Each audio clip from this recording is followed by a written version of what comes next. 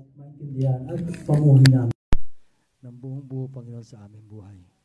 Maraming po salamat, tinataas ka namin, at lahat ng papuri ay sa iyo lamang. Ito ang aming dalangin sa pangalan ni Jesus. Amen.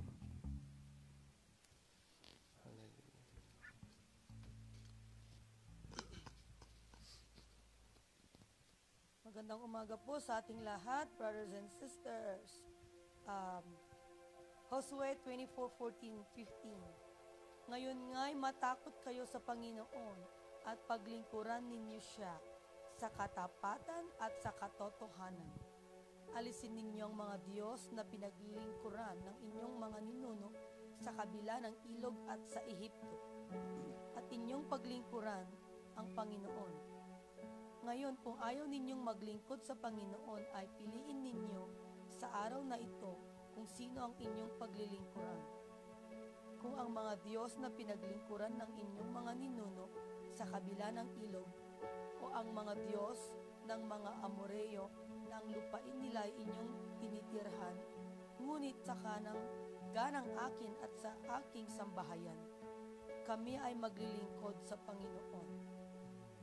Josue 24:19. Subalit sinabi ni Josue sa bayan, kayo'y hindi makakapaglingkod sa Panginoon sapagkat siya'y isang mahal na Diyos. Siya'y Diyos na mapanibubuin. Hindi niya ipatatawad ang inyong pagsuway ni ang inyong mga kasalanan. Josue 24:21. At sinabi ng bayan kay Josue, Hindi, kundi kami ay maglilingkod sa Panginoon. Panghuli, Josue 24:24. At sinabi ng bayan kay Josue, ang Panginoon nating Diyos ay aming paglilingkuran, at ang kanyang tinig ay aming susundin. Amen. Hallelujah. Alam niyo po, nais po ng Diyos, sabi po ng awitin natin ay Diyos ng kabutihan mo. Lahat po ng kabutihan ay nais ng Diyos na ating magampanan. Lahat po ay maranasan natin ang kabutihan ng Diyos sa buhay po natin. Amen. Amen. Hallelujah. Salamat, Panginoon, sa iyong kabutihan. Ikaw po ang Diyos na di nagbabago noon ngayon magpakailanman, O Diyos. Hallelujah. Salamat, Panginoon. Nais mo, O Diyos, na kami po'y lumakad ayon sa iyong katuruan, Panginoon, at katuwiran. Hallelujah.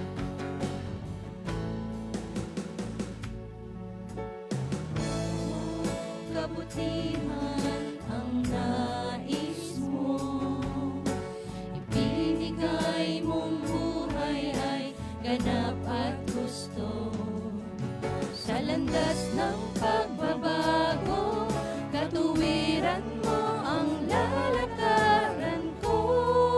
Pawang kabutihan, pawang kabutihan ang nais mo. Siya nga, O Diyos. Ibigay mong buhay ay ganap at gusto. Sa landas ng pagbabago, katuwiran mo ang lalakaran ko. Diyos ng kabutihan, Diyos ang kabutihan mo ay magpakailanman. Ikaw ang simula at katapusan. Hindi ka nagmamaliw, katapatan mo'y walang hanggan. Ang kabutihan mo'y magpakailanman. siya nga, O Diyos. Diyos ang kagandahan ng kalooban mo, naglalarawan ng dakilang pag-ibig mo. Sa landas ng pagbabago, Sa landas ng pagbabago, katuwiran mo ang lalakaran ko. Diyos ang kabutihan mo. Diyos ang kabutihan mo ay magpakailanman. Siya nga, Panginoon. Ikaw ang simula Hallelujah. at katapusan. Hindi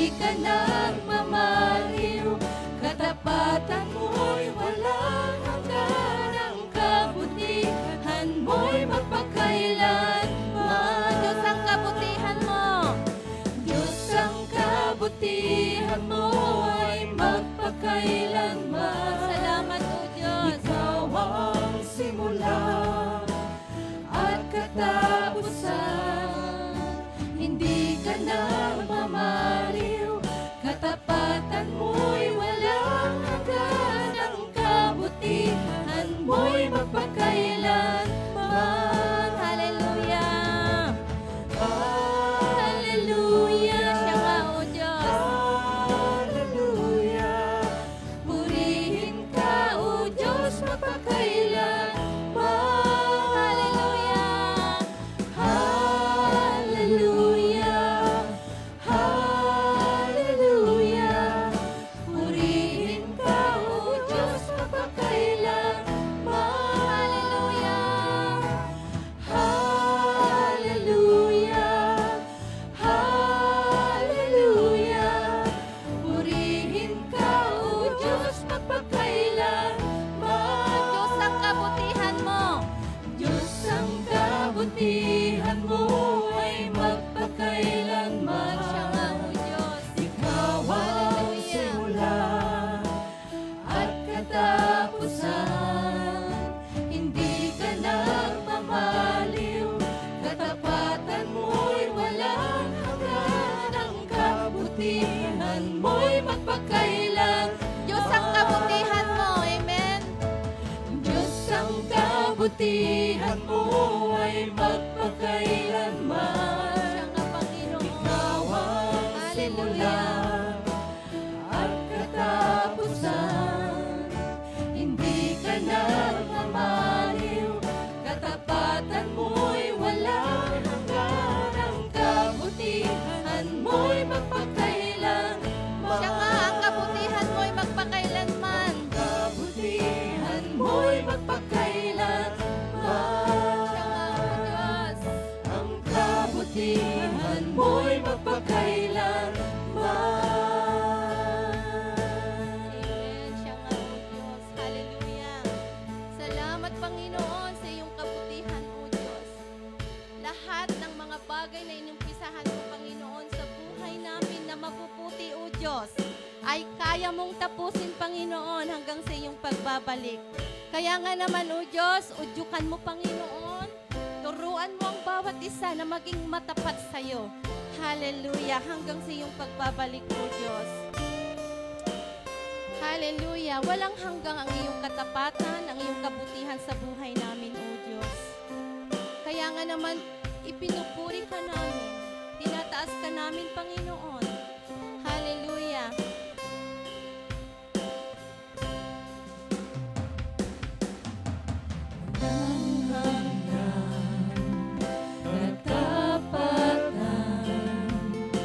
Sa buhay ko'y lagi mong laan.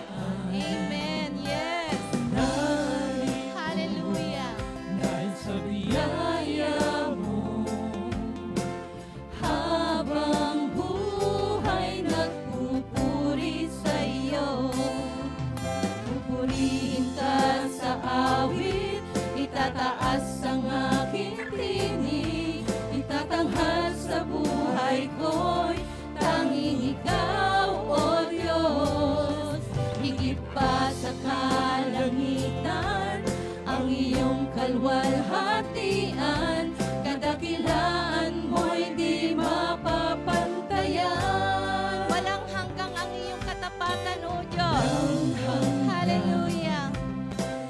Katapatan sa buhay ko'y lagi mong laan.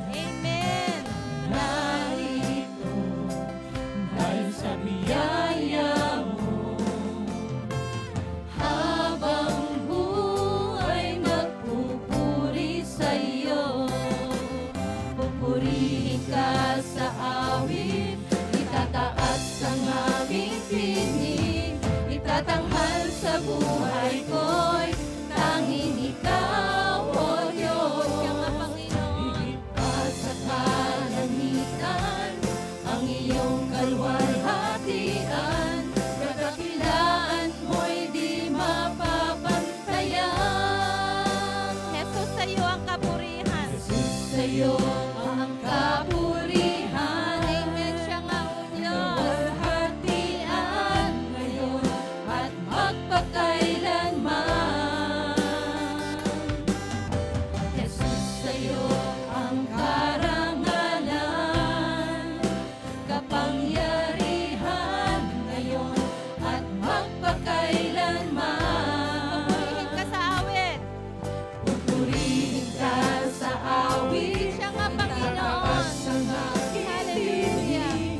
Itatanghal sa buhay ko'y tanging ikaw, O Diyos. Higit pa sa kalangitan, ang iyong kalwalhatian. Kadakilaan mo'y di mapapantayan. Jesus, sa iyo ang kapurihan. Jesus, sa'yo ang kapurihan. Amen. Wala nang iba o Diyos. Kalwalhatian ngayon at magpakailanman. Jesus, sa'yo ang karangalan, kapangyarihan ngayon at magpakailanman. Jesus, sa iyo ang kapurihan. Jesus, sa'yo Siya nga ang Panginoon. kapurihan. Sarap magpunan. Kalwalhatian ngayon at magpakailanman. Sa iyo ang kapurihan. Sa iyo ang karangalan o Jesus, Diyos. sa'yo ang karangalan, kapangyarihan ngayon at magpakailanman. Purihin ka sa awit. Amen. Purihin ka sa awit, itataas ang aking tinig. Itatanghal sa buhay ko'y tanging ikaw, O Diyos. Higit pa sa kalangitan, ang iyong kalwalhatian. Kadakilaan mo'y di mapapantayan. Pupurihin ka sa awit. Pupurihin ka sa awit. Amen. Hallelujah.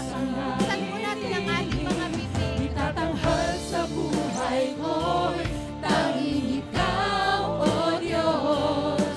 Higit pa sa kalangitan, ang iyong kalwalhatian. Kadakilaan mo'y di mapapantayan. Siya nga kadakilaan mo, hindi mapapantayan. Kadakilaan mo'y di mapapantayan. Siya nga Panginoon. Kadakilaan mo'y di mapapantayan.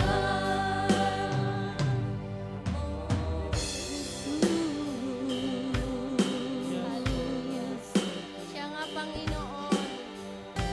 Pinupurit sinasamba ka namin, O Diyos. Hallelujah. Ang Diyos ng kabutihan. Diyos ng katapatan, Panginoon, sa buhay namin, O Diyos. Dahil sa iyong biyaya kami, Panginoon, ay naririto, O Diyos. Hallelujah. Salamat, Panginoon, sa iyong biyaya. Ang Diyos na umiibig sa amin. Ang Diyos na di nagbabago. Ikaw ang simula at katapusan, O Diyos, ng aming mga buhay, Panginoon. Salamat at pinupuri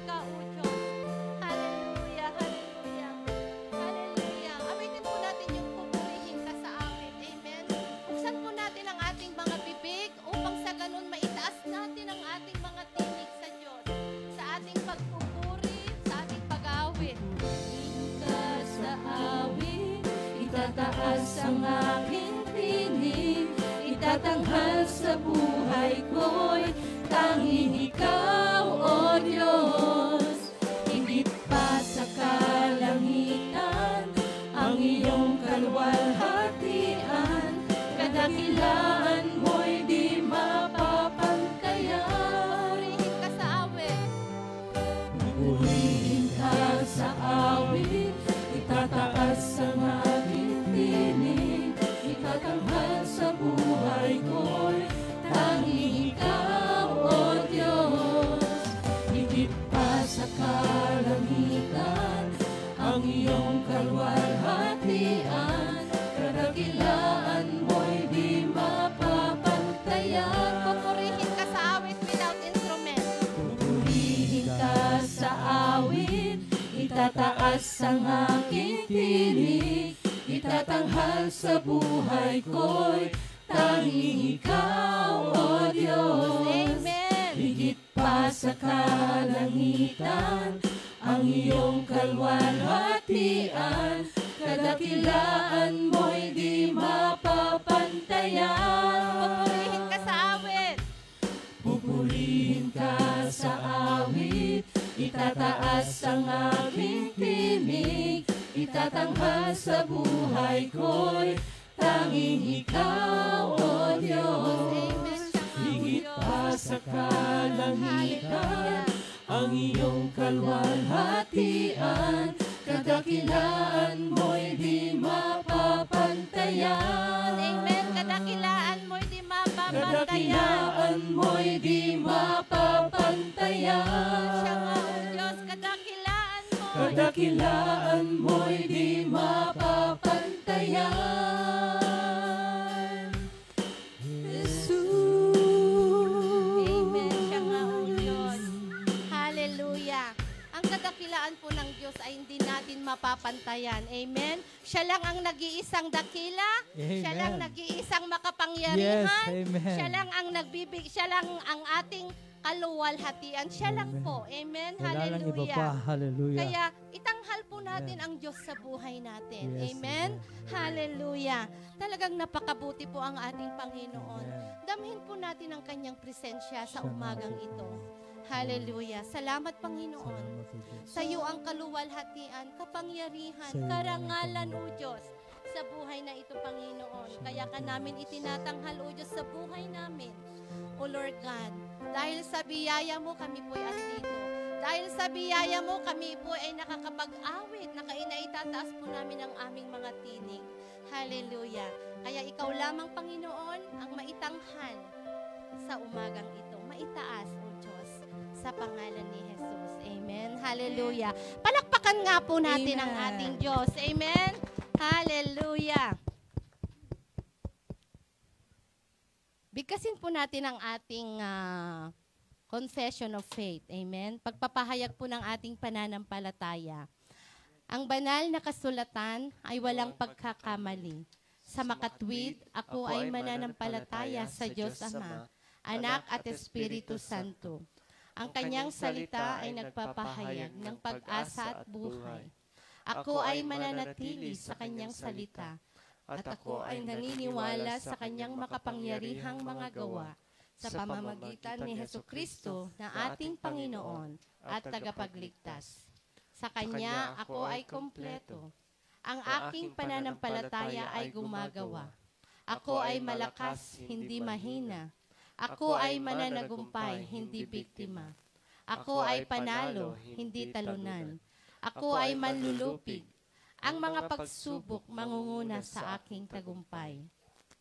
Sa makatwid, ako ay mabubuhay sa salita ng Diyos, magpapahinga sa kanyang pag-ibig, at tatapyasan ako sa kanyang kaawaan.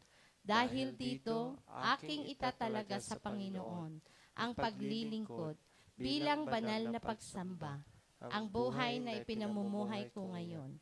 Sa Diyos ang papuri. Amen. Hallelujah.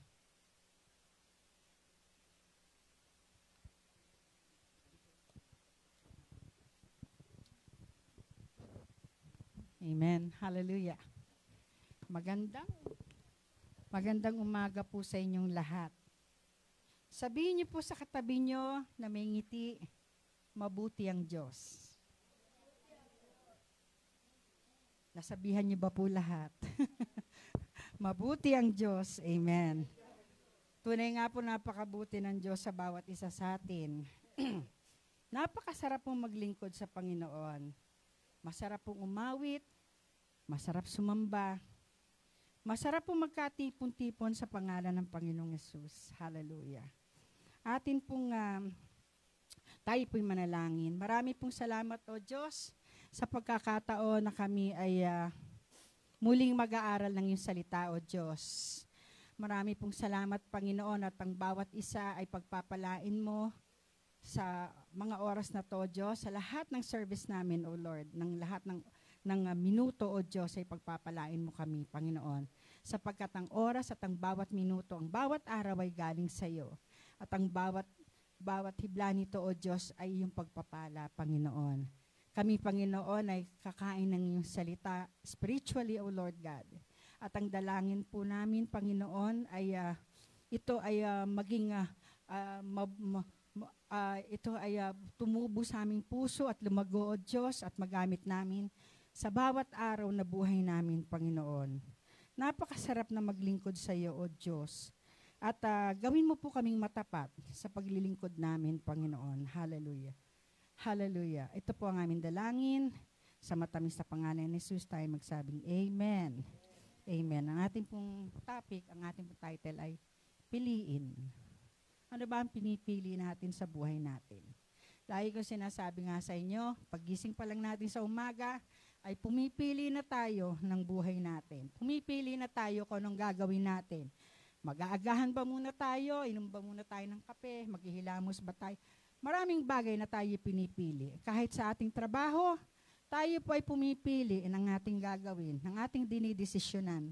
Tayo po ay pumipili. Sabi nga po, dito sa ating mga talata po ay makikita po natin na ang Israel, na si Josue ay pinili niya na maglingkod sa tahanan sa ating Diyos na makapangyarihan. At umpisahan po natin, kaya nga po siya, tinatanong niya mga Israelita kung sino ang pipiliin. Tinatanong niya mga Israelita ang kasigurahan ng pagpili sa ating Diyos. Sabi niya sa 14, ngayon nga, sabi niya dito sa Josue 24, ika-24 ng Josue, sa verse 20, sa verse 14 tayo mag-umpisa.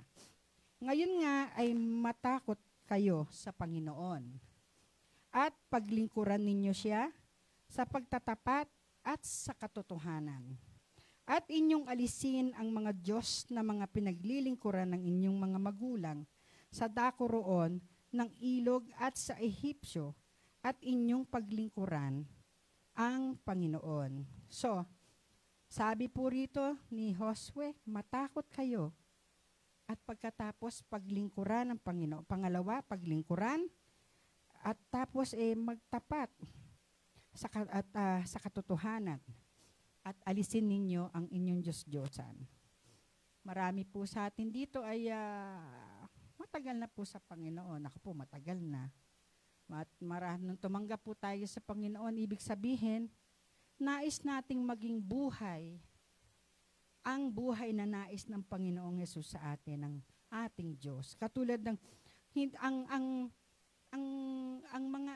ang mga tagubili ng Diyos sa Israelita ay tinatagubilin din po hanggang sa panahon natin ngayon. Kaya po nalalaman po natin kung ano ang tama at kung anong mali, sapagkat sa pulpa nung una ay nagbibili na ang Diyos, nagtuturo na, nag-aakay na, sinasabi na ng Diyos kung anong nais niya para sa atin.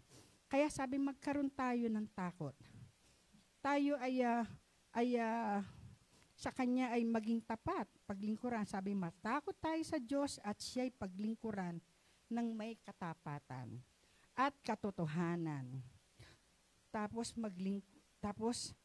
ang mga Israel nga po, makita natin, sila'y, nung inilabas sa Egypt, sila po ay maraming Diyos-Diyos ang dala.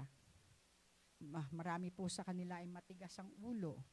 Marami po sa kanila ay nawala na nga po dahil nga sa katigasan ng kanilang ulo. Ngunit ang Panginoong Diyos ay hindi tumitigil sa pag-akay sa kabutihan sa Israel. At kahit tignan natin ang ating sarili, hindi po tumitigil ang Panginoong akayin tayo sa kabutihan. Akayin tayo sa kanyang katwiran. Sabing ganon. At sabi po sa 15, hindi pala po, sabi itong Deuteronomy 10, verse 12, sabi po sa magandang balita, Bayang Israel, ito ang nais sa inyo ni Yahweh. Magkaroon kayo ng takot sa Kanya, lumakad sa Kanya, sa Kanyang mga daan, ibigin siya, paglingkuran ng buong puso at kaluluwa. So ay sa Israel pa lang po, binibilin na ng Panginoon sa Deuteronomy 10 verse 12 na tayo maglingkod sa Panginoon ng may takot at lumakad sa kanyang daan at ibigin ang Diyos. Hindi ba po ganun din ang dumating ang ating Panginoong Hesus? Hindi po nagbago ang mga bilin na to ng ating Panginoon Diyos. Kaya ito po yung mga pinangahawakan nating mga salita. Kaya tapos po sabi sa verse 15, at kung inaakala ninyo masama na maglingkod sa Panginoon ay piliin ninyo sa araw na ito kung sino ang inyong paglilingkuran. Kung ang mga Diyos ng inyong mga magulang na paglilingkuran sa dako roon ng ilog o ang Diyos ng mga Amoreyo na ang lupain nila ay inyong tinatahanan. Ngunit sa ganang akin na ng aking sangbahayan ay maglilingkod kami sa Panginoon. Kaya po, alam po natin lahat dito na gusto po nating maglingkod sa ating Diyos. Nais po nating maglingkod at naroon po ay hinihingi po ng pagkakataon o hinihingi po sa atin ng katapatan sapagkat ang Diyos natin ay naging matapat po sa atin at laging tapat po siya sa atin. Kaya po, ang tanong po, tayo ba po'y kung tinatawag ng Panginoon ay nagiging tapat ba po tayo? Tayo ba po ay handang maglingkod sa Kanya ng may katapatan? Hallelujah. Kaya nga po, piliin, sabing ganon, piliin ninyo, sabi sa Israel.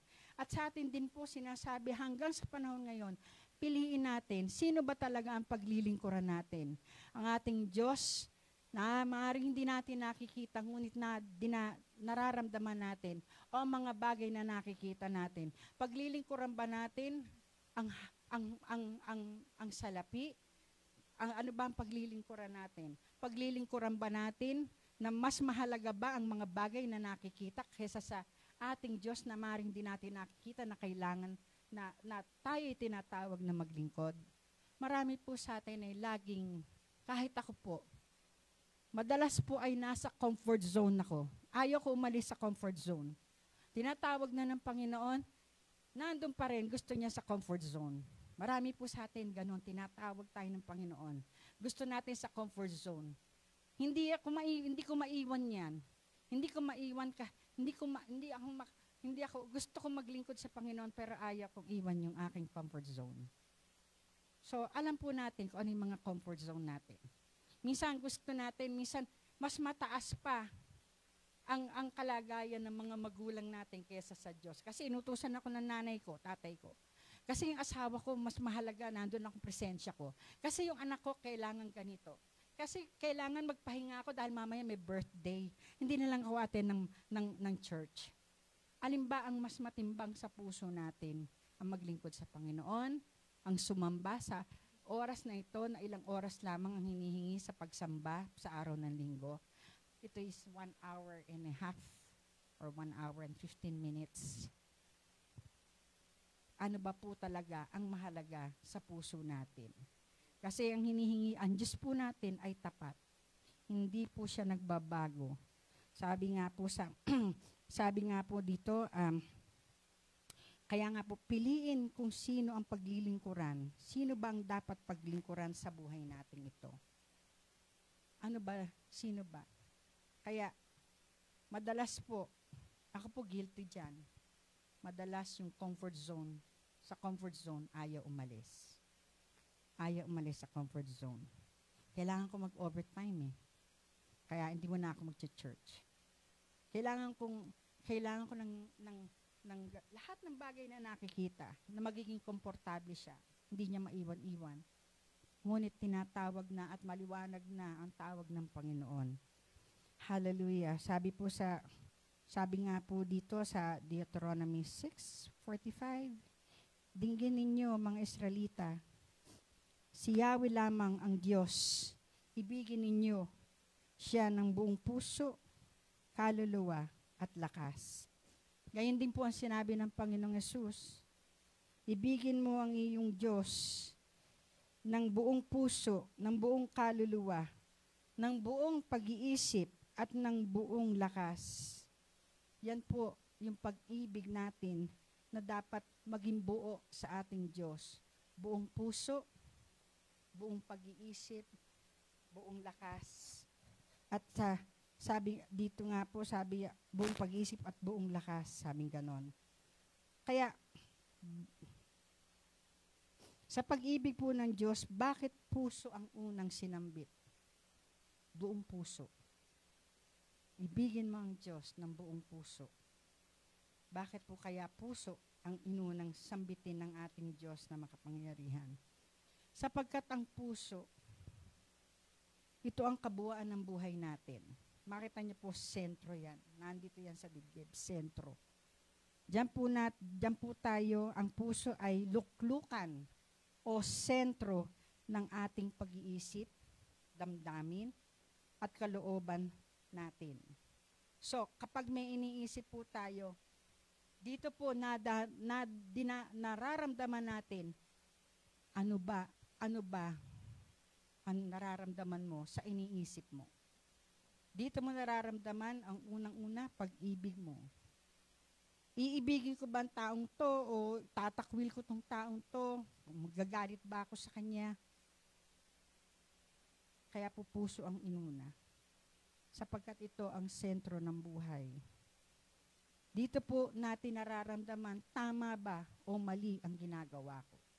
Nanggagaling sa isip natin, pero sa puso po nanggagaling madalas ang ating pagdidesisyon. Iibigin ko ba siya o hindi? Magtatapat ba ako o hindi? Magiging mabuti ba ako o hindi? Dito po sa puso natin nadarama. Dito po sa puso natin tayo nagiging masaya. Sa puso natin tayo po ay nalulungkot. Sa puso po natin tayo ay nagdaramdam. Di ba po? Nanggagaling lahat dito. Pumapasok sa isip. At bakit pagkatapos ng buong kaluluwa? Sapagkat ng buong kaluluwa po natin, ito ang buo nating mula sa puso natin at sa pag-iisip po natin. Dito nagmamanifest, lumalabas ang ating pagkilos. Kung anong lumalabas, nagagalit tayo, nagagalit, makikita ang galit sa atin. Masaya tayo, makikita ang kasiyahan sa atin. Kung ano yung ating nararamdaman, yung innermost being natin. Tapos sabi ng ating mind, ng ating utak, sapagkat sa ulo, doon sa ulo, sa taas, nilagay ang utak sa ulo kasi ito yung nag-iisip. Ito yung, dito pumapasok yung, dito sa ulo, nasaan naroon ng ating, nakasentro ang paggalaw ng ating pagkatao. So, yun po ang ating, kaya po ang utak po. So, ito munang puso. Pumasok dito sa isip natin, pero dito sa puso, dito tayo madalas nagdidesisyon. Tatanggapin ko ba ang Panginoong Yesus o hindi? Magtatapat ba ako sa Kanya o hindi? Sa puso. Tapos sabi niya dito, sa ating lakas, maglilingkod tayo ng may kalakasan. Iibig tayo ng may kalakasan. Magtatapat tayo ng may kalakasan. Pipiliin ko ang Diyos. Nagagamitin ko ang aking lakas sa paglilingkod sa Kanya. Kaya po, marami pong pastor. Kahit na po sila pastor, Tessie, makita po natin, may edad na sila pero nagpapagamit pa rin po sila sa Panginoon. Pumupunta pa rin po sila sa malalayong lugar. Nagda-drive pa rin po ng 8 hours to 12 hours para lang magganap ang tawag sa kanila ng Panginoon. Tayo po, handa na ba po tayo? Kaya po sabi dito sa 16. Hallelujah. Sa 16 po, at ang bayan ay sumagot at nagsabi, malayo nawa sa amin na aming pabayaan ng Panginoon sa paglilingkod sa ibang mga Diyos. Sapagkat ang Panginoon nating Diyos ay siyang nagsampa sa ating mga magulang mula sa lupain ng Ehipto. Mula sa bahay ng pagkakalipin at siyang gumawa ng mga dakilang tandang yaon sa ating paningin. At ingatan tayo sa lahat ng daan na ating pinaroroonan at sa gitna ng lahat ng mga bayan na ating dinaanan. At tinaboy ng Panginoon sa harap natin ang lahat ng mga bayan, ang mga Amoreyo na tumahan sa lupain, kaya't kami ay maglilingkod din sa Panginoon sapagkat siya'y ating Diyos. Nagdidesisyon ng Israel na maglilingkod din sila sapagkat naalala nila nung sila ay lumabas mula sa Ehipto papunta sa Promised Land. Naalala nila ang kabutihan ng Diyos, ang kagandahang loob ng Diyos, ang proteksyon ng Diyos. Naalala nilang lahat ito, na hindi ito kayang gawin ng mga Diyos na mga Amoreyo, hindi kayang gawin ng mga Diyos-Diyosan na kanilang karga-karga, na binubuhat, na may paa pero hindi makalakad, may mata pero hindi makakita, merong tenga pero hindi makarinig. Hindi ito. Kaya dinidesisyon na nila na ang paglilingkuran nila ay ang Diyos na makapangyarihan ang naglabas sa kanila sa Ehipto. Ganon din tayo. Nung tanggapin natin ang Panginoong Hesus, dinidesisyon na natin, pinili natin na tanggapin ang Panginoong Hesus sapagkat alam natin, nakakain niya tayo sa tunay na buhay. Alam natin na nais niyang ipadama sa atin lalo, maunawaan natin kung ano ang pag-ibig niya sa atin. Kung anong Diyos, kung anong klaseng pag-ibig na meron ng ating Diyos para sa atin. Naramdaman natin to, naranasan natin na dakila ang pag-ibig ng Diyos sa buhay natin. Siya ang umakay sa atin. Hallelujah.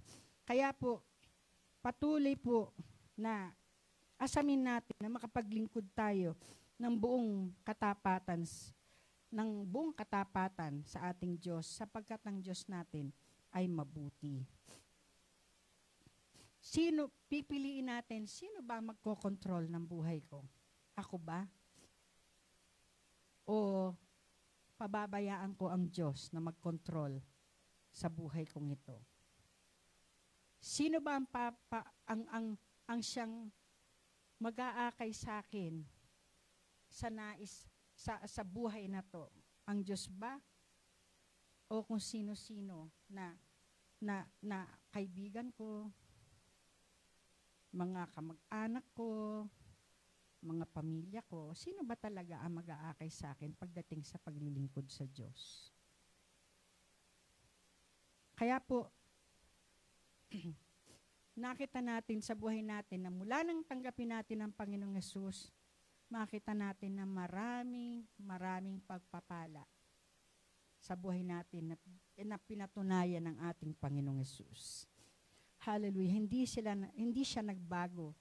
Hindi nagbago ang Diyos noon, ngayon, at magpakailanman.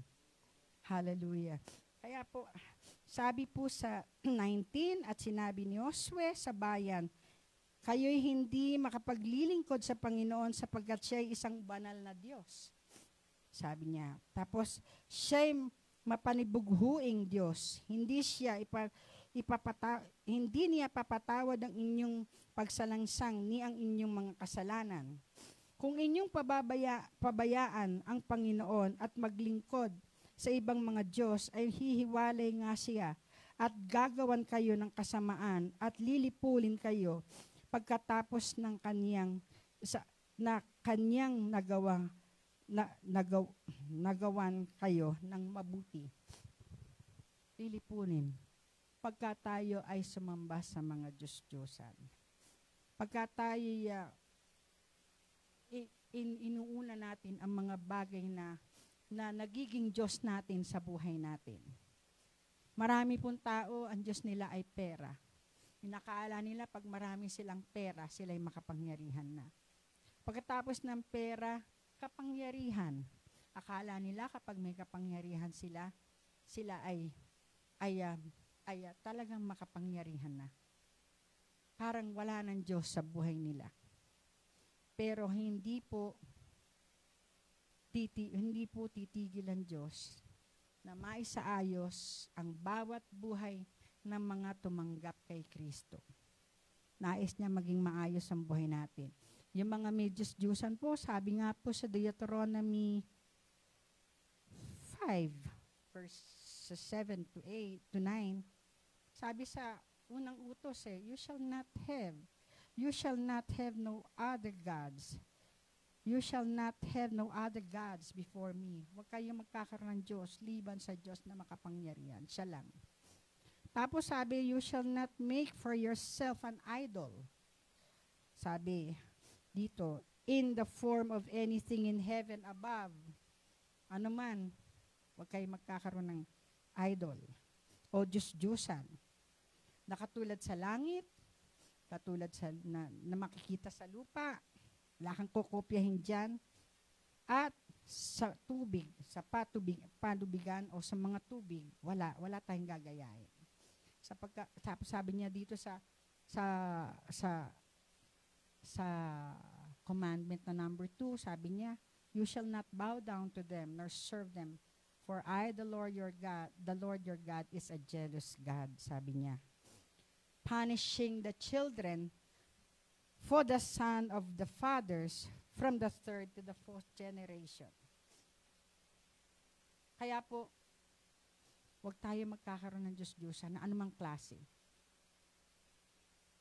Kasi maliwanag po sinabi rito sa 19 to 20, sapagkat ang Diyos natin ay Diyos na mapanibughuin. Dapat walang hihigit dun sa puso natin na ating paglilingkuran, na ating iibigin, kundi ang ating Diyos nating makapangyarihan sa lahat. Siya lamang po. Kaya po, minsan po talaga pong hindi tayo perfect. Pero lagi po tayong kakapit, pangahawakan ang salita ng Diyos. Lagi po tayong mag-aaral ng salita ng Diyos sapagkat dito tayo ay lagi napapaalalahanan. At salamat sa mga kapatid na very vocal sa salita ng Diyos. Minsan nagpapaalala sila, minsan nare-rebuke tayo. It's okay. Basta sa salita ng Diyos, na ginagamit sa buhay natin para tayo ay makorek, it's okay. Huwag po tayong mapipikon sapagkat ang salita ng Diyos po ang nagpapabago sa buhay natin. Huwag po tayong mapipikon. Huwag po tayong magtatampo. Sapagkat ang mga kapatid natin, ang bawat isa sa atin, ay ginagamit din ng Panginoon para maisaayos tayo. Alam niyo po, ng araw, doon pa po ako sa Sampaloc, madalas po ako nare-rebuke. Pero salamat sa Panginoon, hindi ako nagtatampo.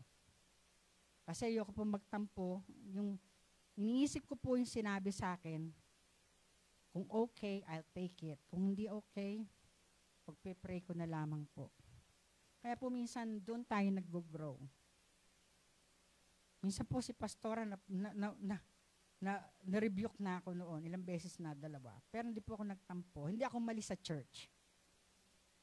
Hindi po ako umalis sa church. Marami na pong umalis dito dahil nagtampo. Pero mabuti po yun tayo ay nakokorek. Mabuti po, wag po tayong magtatampo. Pag-pray po natin, mag-pray po tayo kung tayo po ay nare-rebuke. It's okay.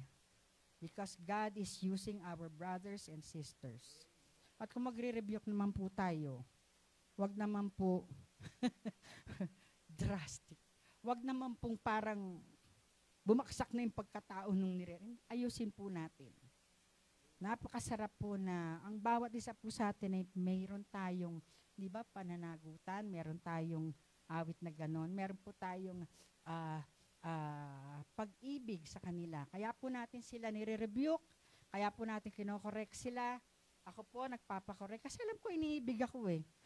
Kasi alam ko yung kapatid na yan gusto akong dalhin isama sa langit. And that is also the service para sa ating Diyos. Amen po. So, it's a good help po. It's okay. Ay mga kapatid, wag po kayo, pag-pray niyo po yung sarili niyo, wag po tayong maging maramdamin. Sabi nga, it's okay. Kapag ang Panginoon nagsalita sa atin, tungkol sa ating mga kapatid, it's okay kung kapatid ang ginamit. Tapos po sabi sa 21, at sinabi ng bayan ni Josue, hindi kundi kami ay maglilingkod sa Panginoon. Nagdesisyon ng mga Israelita na sila ay maglilingkod sa Panginoon. Dinidesisyonan po natin lahat dito na tumanggap sa Panginoong Jesucristo na tayo ay maglilingkod sa Panginoon. Di ba po? Tayo po ay maglilingkod. Hallelujah. At ang ating Panginoon po, sabi niya, sabi dito sa 22, at sinabi ni Josue sa bayan, kayo'y mga saksi laban sa inyong sarili, na ang inyong pinili sa inyo ang Panginoon upang paglingkuran siya, at sinabi nila, kami ay mga saksi. 23, ngayon nga'y alisin ninyo, sabi niya, ang ibang mga Diyos na nasa gitna ninyo at ikiling ninyo ang inyong puso sa Panginoon, sa Diyos ng Israel. Ikiling ang inyong puso sa ating Panginoon Diyos. Ating pusong ito ay ating ituon lamang sa ating Diyos. Alam ng Panginoon, mahal natin ng tatay, nanay natin, pamilya na, ang ating pamilya, ang asawa natin, mga anak natin. Pero unahin natin ang Panginoon. Unahin natin ang ating Diyos na makapangyarihan. Kaya sabi, ikiling ninyo ang inyong puso. Nakita po natin, how many times na, kung titignan mo ang Biblia, ilang beses sinambit ang puso. Ang Diyos ay lagi nakatingin sa ating puso. Sabi dito sa Proverbs 4:20-21, aking anak, salita ko ay pakinggan mong mabuti. Pakinig mo'y ikiling sa aking sinasabi. Huwag itong babayaang mawala sa paningin. Sa puso mo ay iukit na mabuti at malalim. Iukit sa ating puso ng malalim, mabuti at malalim. Yung salita ng Diyos. Kaya po kung hindi po tayo nag-aaral ng salita ng Diyos, hindi natin ito binabasa.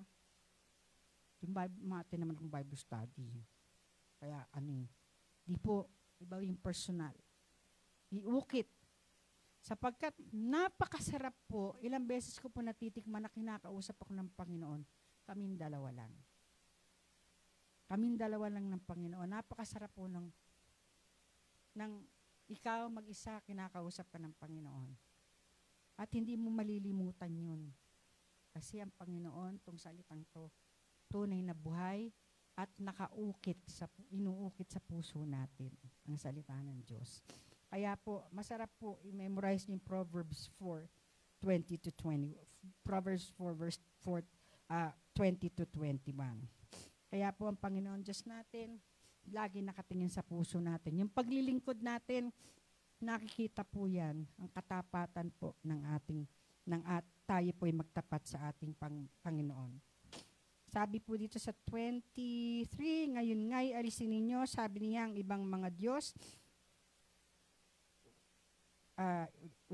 ulitin ko po, nasa gitna ninyo at ikiling ninyo ang inyong puso, Panginoon, sa Diyos ng Israel. 24 po, at sinabi ng bayan kay Josue, ang Panginoon nating Diyos ay aming paglilingkuran. at ang kanyang tinig ay aming didinggin. Dito po ang nais natin. Nais nating dinggin ang tinig ng Panginoon. Nais nating paglingkuran ng buong katapatan ng ating Panginoon.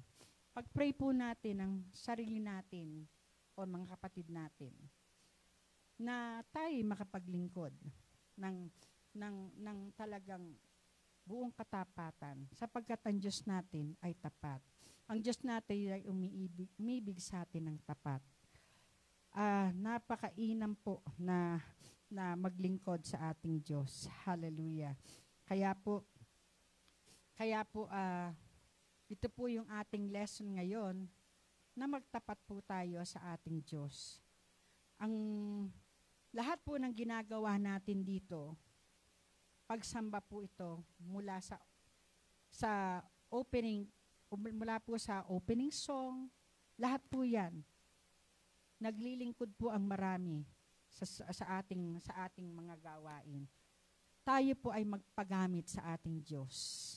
Huwag po tayong minsan, kapatid, opening prayer ka, ay naku, wag naman ako. Hindi pa ako handa. Handa ka na. Handa ka na. Kapatid, ikaw ang scripture, naku, hindi pa ako handa. Handa ka na. Handang-handa ka na.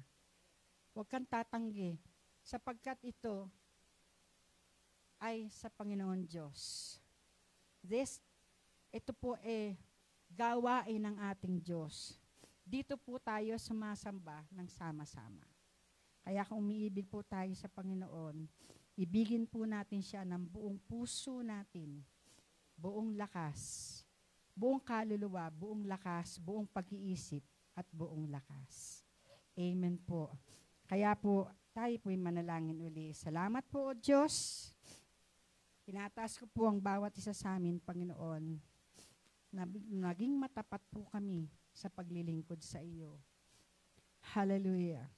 Tunay nga po, the fields are ripe for harvest, but the laborers are few, O God. And we pray, Lord, na patuloy ka po na akayin kami, O Diyos, sa nais mo, Panginoon. Patuloy kang mangusap sa amin at marinig namin palagi ang iyong tinig, Panginoon. O Espiritu Santong Banal. Lagi mong samahan ang bawat isa sa amin. Lagi mo kami, Panginoon,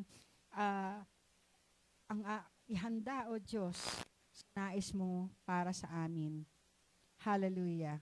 At dalangin ko po, Panginoon, ng panghihinaan ng loob ay bigyan mo ng lakas ng loob na galing sa iyo, O Diyos. Marami pong salamat sa araw na to. Ang lahat po ay pagpalain mo. Sa matamis sa pangalan ni Jesus, ang lahat ay magsabing Amen.